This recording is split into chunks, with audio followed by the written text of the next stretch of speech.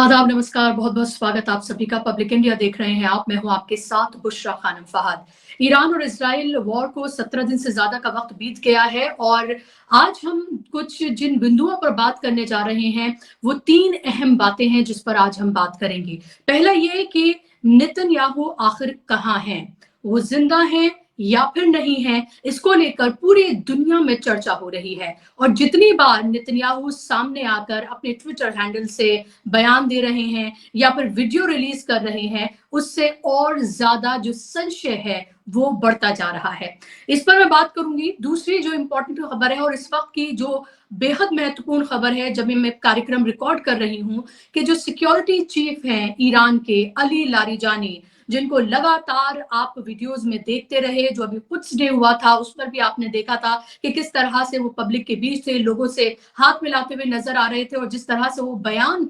लगातार दे रहे थे, उससे भी वो पूरी तरीके से चर्चा में थे। खबर ये आ रही है कि कल की जो स्ट्राइक इजराइल की तरफ से की गई है ईरान में, उसमें या तो वो इंजर्ड हो गए हैं या फिर उनको मार गिराया गया है। ऐसा क्लेम इजराइल की तरफ से किया गया है। इसके बारे में भी मैं बात करूंगी। और तीसरी जो इंपॉर्टेंट खबर है वो है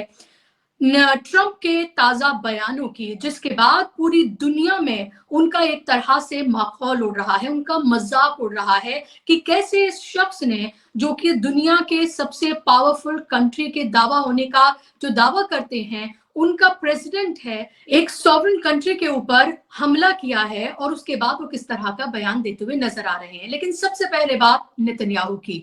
नेतन्याहू के लिए ये क्लेम किया गया कि क्योंकि उनका पब्लिक अपीयरेंस नहीं हुआ, सिर्फ एक बार ही जब से ये जंग शुरू हुई है उनको पब्लिक के बीच देखा गया। कई दिन हो गए हैं, वो जिस तरह से पहले नजर आए थे जनता के बीच में और जहां कहीं भी डैमेज हुआ उसको आंकते हुए, वो अब नजर नहीं आ रहे हैं। और फिर उसके बाद जब पूरी दुनिया में इसको लेकर, पूरी मीडिया में इसको लेकर बातचीत शुरू हुई तो नेतन्याहू सामने आए। पहला उनका एक वीडियो आया जिसको लोगों ने सीधे तौर पर कहा कि ये एआई है, और ना सिर्फ लोगों ने कहा बल्कि उसको एक तरह से प्रूव किया। फिर उनका दूसरा वीडियो आया जहां वो एक कैफे में है, कॉफी पीते हुए नजर आ रहे हैं और बाकायदा तौर पर ब्लैक जैकेट पहने हुए हैं, जेब में हाथ डालते हैं और अपने दोनों हाथ दिखाते हैं कि देखिए मेरे दोनों हाथों की उंगलियां जो है वो 5-5 ही हैं, क्योंकि इससे पहले जो वीडियो आई थी उसमें क्लेम किया गया था कि देखिए एक बार 6 उंगलियां दिख रही हैं नेतन्याहू की, तो एक बार 5 उंगलियां दिख रही हैं। फिर ना सिर्फ लोगों ने बल्कि ग्रोक ने ये बताया कि ये पूरी तरीके से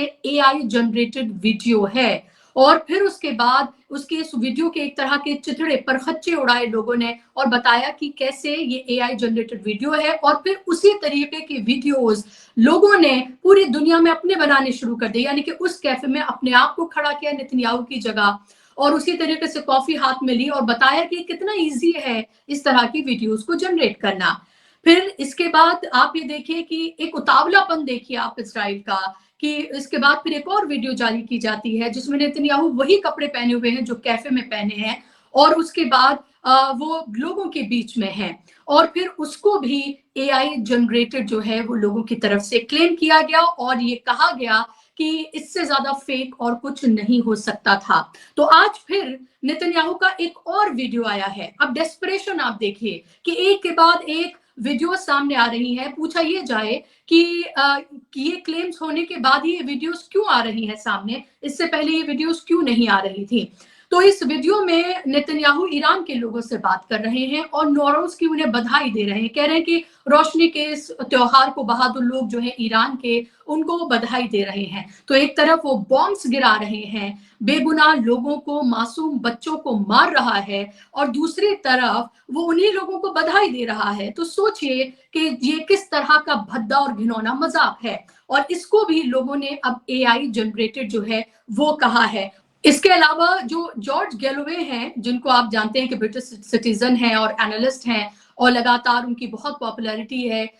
और इस तमाम इशू पर वो लगातार वीडियोस अपनी बना रहे हैं जिनको लोग बहुत ज्यादा देख रहे हैं। उन्होंने एक नया वीडियो बनाया है जिसमें उन्होंने ये क्लेम किया है और इसी तरह के क्लेम्स और भी अलग अलग जो एनालिस्ट हैं उनकी तरफ से ये किए गए हैं, जिसमें वो सीधे तौर पर ये कह रहे हैं कि ना सिर्फ नेतन्याहू बल्कि बेन ग्विर, इसके अलावा स्मोट्रिच, इसके अलावा उनका कहना है कि नेतन्याहू के भाई ईरो नेतन्याहू और इसके अलावा उनका बेटा, इन सब के मारे जाने की वो बात कर रहे हैं। उसमें कह रहे हैं कि इनमें से कुछ लोग बुरी तरीके से जख्मी हैं या फिर मारे गए हैं ईरान की एयर स्ट्राइक में। हम इन तमाम खबरों की पुष्टि नहीं कर रहे हैं क्योंकि ये अभी स्पेकुलेशंस हैं, इनके बारे में सिर्फ बात की जा रही है, लेकिन दुनिया भर में इसको लेकर अगर बात की जा रही है तो बिना आग के धुआं तो नहीं है, इसको आप समझिए। और इजराइल जैसा कंट्री जो ये तक नहीं एक्सेप्ट कर रहा है, उसने पूरी तरीके से सेंसरशिप लगाई हुई है कि वहां कितना नुकसान हुआ है इजराइल में, और यहां तक कि सीसीटीवी कैमरे, जो सिग्नल्स पे जो कैमरेस लगे होते हैं, उन सबको हटा दिया गया है। किसी फॉरेन जर्नलिस्ट को वहां से रिपोर्ट करने की इजाजत नहीं है उन साइट से, और लोगों को जेलों में डाला जा रहा है अगर वो इस तरह से जो वहां की रिपोर्टिंग, वहां की वीडियोस बनाकर अगर वो डाल रहे हैं तो आप सोचिए कि कितना कितना खतरनाक तरीके से वहां पर सेंसरशिप है। क्या आपको लग रहा है कि वो इजराइल ये बताएगा कि वाकई में उसकी जो ये लीडरशिप है या नेतन्याहू है वो जिंदा है या फिर नहीं है? और ये तमाम जो इन क्लेम्स को जो डिबंक किया जा रहा है वो सिर्फ इजराइल की तरफ से ही किया जा रहा है। ईरान का ये कहना है कि नेतन्याहू जिंदा है या मर गया, उनको इसमें कोई इंटरेस्ट नहीं है, क्योंकि उनकी हैसियत ईरान की नजर में जो मिनाब में जो बच्चियां मारी गई उनके बच्चों के एक बाल के बराबर भी नहीं है उनकी औकात। ये ईरान का कहना है। दूसरी तरफ ईरान ने कहा है कि अगर नेतन्याहू मरा नहीं है तो हम बच्चों के किलर नेतन्याहू को ढूंढ कर मार देंगे, ये ईरान का कहना है। तो अब ये देखना है कि ये जो पूरे तरीके से संशय के जो बादल मंडराए हुए हैं, जो तमाम सोशल मीडिया प्लेटफॉर्म्स पर इस पर बाकायदा तौर पर एनालिस्ट जो है इस पर क्लेम ये कर रहे हैं कि नेतन्याहू इज नो मोर। आखिर इसके पीछे की सच्चाई क्या है, ये कब पता चलेगा, ये देखना बहुत इंपॉर्टेंट होगा। दूसरी खबर, जो अली लारीजानी है, जो सिक्योरिटी चीफ है, उनको लेकर क्लेम किया जा रहा है इसराइल की तरफ से कि कल जो ईरान में जो स्ट्राइक हुई उसमें अली लारीजानी या तो बुरी तरीके से जख्मी है या फिर वो हताहत हो गए हैं। आप इसको ये समझिए, अभी ईरान ने इसको लेकर पूरी तरीके से इस पर किसी तरह का कोई भी क्लेम नहीं किया है, ईरान ने इसको कंफर्म नहीं किया है, तो हमें इंतजार करना पड़ेगा ईरान की कंफर्मेशन का कि वाकई में ऐसा हुआ है या फिर नहीं, वो जख्मी हैं या फिर हताहत हुए हैं। लेकिन अगर हताहत हुए हैं या बुरी तरीके से जख्मी है तो आपको इस तरह से इसको समझना चाहिए कि ये वो टॉप लीडरशिप है, चाहे अरागची की बात करें, अली लारीजानी की बात करें, पेज़ेश्कियान की बात करें, या आईआरजीसी के जो टॉप लीडरशिप है उनकी बात करें, उनको अब अमेरिका और इजराइल टारगेट करना चाहता है, ये उनको भी पता है। और अगर अली लारीजानी वाकई में अगर वो शहीद हो गए या हताहत हो गए हैं तो आप ये समझिए कि इस वॉर का स्केल जो है वो और ज्यादा भयावह और ज्यादा बड़ा होने जा रहा है। ये पूरी तरीके से आप इसको समझिए, क्योंकि जिस तरह से आयतुल्लाह अली खामनाई की शहादत का बदला ईरान ने लिया, जिससे अमेरिका हक्का बक्का हो गया, अब आप ये समझिए कि ये जो दूसरी टॉप लीडरशिप है, अगर वहां से भी कोई हताहत होता है तो आप समझिए कि जो अग्रेशन है ईरान की तरफ से वो किस तरह से और बढ़ जाएगा। क्योंकि ईरान ये कह रहा है लगातार कि लड़ाई आपने शुरू की है, खत्म अब हम करेंगे। और ये तक आईआरजीसी के जो स्पोक्स पर्सन है सरकार के, उनकी तरफ से ये कहा गया बाकायदा तौर पर अंग्रेजी में पहली बार ये वीडियो जारी की गई और ये कहा गया ट्रंप को लेकर कि लड़ाई जो है वो ट्विटर पे नहीं, सोचिए मजाक उड़ाया जा रहा है कि लड़ाई ट्विटर पे नहीं बल्कि जमीन पर लड़ी जाती है। तो जमीन पर जीत और हार का फैसला होता है, तो अगर आपको लड़ाई वाकई में लड़नी है तो जमीन पर आइए। ये एक तरह से चैलेंज जो आईआरजीसी के जो स्पोक्स पर्सन है उनकी तरफ से किया गया है। जिस तीसरी खबर की मैं बात करने जा रही हूं वो खबर है ट्रंप को लेकर। ट्रंप जो है वो लगातार हर सुबह उठते हैं और अलग अलग तरह के बयान देते हैं, बौखलाए हुए नजर आते हैं, पागलपन की हद तक कभी कभी नजर आते हैं और कुछ भी बोलते हैं। एक शख्स जिसको ये लगाया, जिसको ये पढ़ाया गया कि देखिए हम जाएंगे ईरान की टॉप लीडरशिप को मारेंगे, 2-3 दिन में ये कहानी खत्म हो जाएगी, अमेरिका ग्रेट अगेन, और इस तरह की तमाम बातें दुनिया को पता चलेंगी कि देखिए कितनी शानदार और बहादुर और ताकतवर आर्मी है, और हम ईरान पर कब्जा कर लेंगे और सब कुछ जो है हमारे कब्जे में हो जाएगा। लेकिन हुआ क्या? हुआ इसके बिल्कुल उल्टा। और अब ये दबदबा खुद मानते हुए नजर आ रहे हैं डोनाल्ड ट्रंप के दो लगातार बयान। डोनाल्ड ट्रंप अभी ईरान के जो जो लोग हैं उनके आईक्यू की तारीफ कर रहे हैं, कह रहे हैं कि ये बहुत ज्यादा अक्लमंद लोग हैं, हाई इंटेलेक्ट के लोग हैं, हाई आईक्यू के लोग हैं, उनकी वो तारीफ करते हुए नजर आ रहे हैं। दूसरी बात जो वो कह रहे हैं वो ये कह रहे हैं कि देखिए हमें नहीं पता था कि हम ईरान पर हमला करेंगे तो वो ये जीसीसी जो कंट्रीज हैं उनके ऊपर इतना खतरनाक और इस तरह से वो जवाबी हमला करेगा। और जीसीसी कंट्रीज पर हमला यानी कि जो अमेरिका के जो बेसिस हैं उन जीसीसी कंट्रीज में, यानी कि मिडिल ईस्ट कंट्रीज में जो बेसिस हैं उन पर हमला। तो ये अमेरिका को ये पता ही नहीं था, ये डोनाल्ड ट्रंप को पता ही नहीं था कि ईरान ऐसा करेगा। आप सोचिए कि एक कंट्री को आपने उसके ऊपर हमला किया और उसमें वहां मासूम बच्चों को मारा, उनकी टॉप लीडरशिप को खत्म किया। और अभी जून में ही 12 दिन की वॉर हुई थी, उसके बाद फिर से जब निगोशिएशन की बातचीत चल रही थी उस बीच आपने हमला कर दिया। और आप ये सोच रहे हैं कि वो इसका इस तरह से बदला भी नहीं लेंगे। और अब ट्रंप क्या कहते हुए नजर आ रहे हैं, ट्रंप जो है वो नेटो जो देश है उनके आगे गिड़गिड़ा रहे हैं, यूक्रेन तक से मदद मांग रहे हैं, चाइना से मदद मांग रहे हैं, रशिया से मदद मांग रहे हैं, और बस ये चाह रहे हैं कि किसी भी तरीके से हाथ जोड़कर कि बाइज्जत तरीके से इस वॉर से हमें निकलवा दीजिए, क्योंकि वो एक ऐसी वॉर में फंस गए हैं जहां पहले $1 बिलियन हर रोज का खर्चा हो रहा था, अब $2 बिलियन हर रोज का खर्चा जो है वो इस जंग में अमेरिका का हो रहा है। आप सोचिए कि कहां आकर हालात खड़े हो गए हैं। और पूरी दुनिया में तेल और गैस को लेकर जो हाहाकार मचा हुआ है वो तो है ही, और इसको लेकर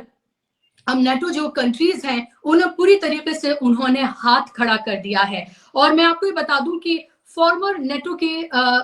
जो वाइस चीफ हैं, चीफ ऑफ स्टाफ हैं, वो एक टीवी चैनल को इंटरव्यू दे रहे थे और उन्होंने ये कहा कि बिल्कुल ऐसा ही है कि नेटो देश जो है वो अमेरिका के कहने पर इस जंग में कूदे, वो बिल्कुल वैसा ही है जैसे टाइटैनिक जो है वो डूब रहा है और आपसे कहा जाए कि डांस की वहां हो रहा है, उस पार्टी में शामिल होने के लिए आपको पास दिया जाता है और आइए आप इसमें शामिल होइए। ये बिल्कुल उसी तरीके से है। तो आप सोचिए कि कितना मजाक फिलहाल अमेरिका का बन रहा है। और ये भी अब पूरी दुनिया में अभी स्थापित हो गया है कि जिस अमेरिका की जो आर्मी है, जिसको ये कहा जा रहा था कि देखिए दुनिया की सबसे ताकतवर आर्मी है, हम किसी भी कंट्री पर कब्जा कर सकते हैं, वेनेजुला में जिस तरह से उन्होंने किया, और वो ईरान को वेनेजुला समझने की शायद भूल कर बैठे थे, वो अब पूरी तरीके से वो इमेज जो है अमेरिका की वो धराशाही हो गई है।